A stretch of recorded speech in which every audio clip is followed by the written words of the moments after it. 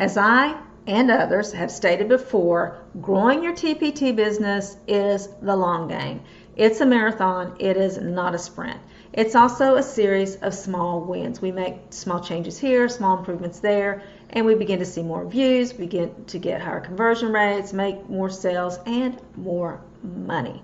So any small change that we can make that may help us improve something in our business, then we should be trying to do it, especially as you make those small changes to a number of products. Each of those products is going to make improvements, and you're going to see an overall boost in your income. So I discovered something this week that I felt like is keeping me from getting either reviews or 5-star reviews, and I wanted to share it with you.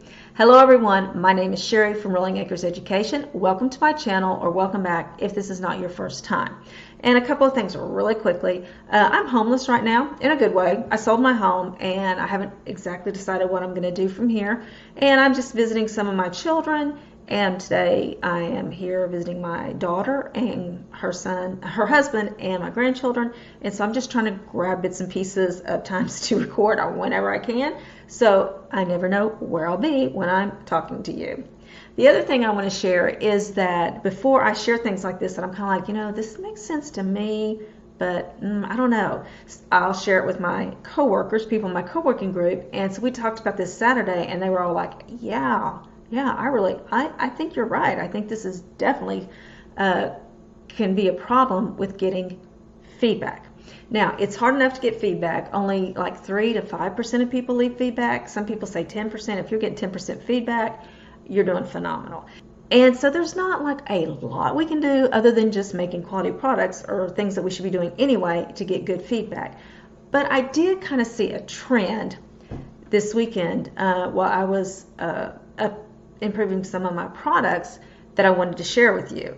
And as I said, I shared it with my coworkers, and we all agree that we think this could definitely be an issue with getting feedback, or getting 4-star feedback instead of 5-star feedback.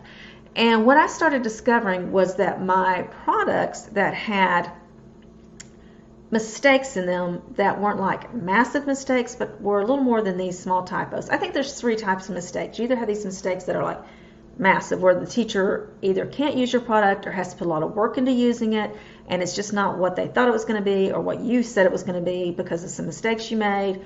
You're probably going to hear from them. You may even get bad feedback. You may even get requests for refunds. And then you have these little small ones that I wonder if sometimes anybody even notices. I mean, like, I've sold a ton of products, gotten great reviews on it, nobody's complained, and I've gone back to update it and realized there were some small errors in it that either people didn't catch or it was so small they didn't even care. But then in the middle, I think you have these mistakes that are kind of like, it doesn't make the product unusable, it doesn't really change the meaning or, the concept, but the teacher might have to make some adjustments. Even if they're small, they shouldn't have to do that, especially if you have products like mine that are considered independent work or sub work. You don't want that teacher to go in and have to make corrections, especially a sub. And so you want to make sure that you don't have mistakes that cause the teacher work. And I'll give you an example. Like, I had a product that I left out a clue for one of my crossword puzzle answers. I put the wrong number for one of the clues. I had the clue there, had the answer there, but like it was supposed to be like maybe 13 across, and I put like 15 across or something like that. And on a word search, I had an S like on the word in the puzzle, but not in the list below. I mean, these are things that, oh yeah, that's supposed to be an S on there, guys. Oh, the clue for this one is, the teacher can adjust, but they should not have to. That is why they purchase these things from us, is so they don't have to do things like that. So I started noticing that in my products that had those kind of mistakes, I didn't have any reviews at all, or I had 4-star reviews, and the buyer would be like, oh, this was a great product, the kids were engaged. You know what I'm talking about. We hear this all the time. We hear teachers talk, sellers say, they keep talking about how good the product is, but then they leave me a 4-star review instead of 5, and I know 4 stars is good, but what is it that they didn't like?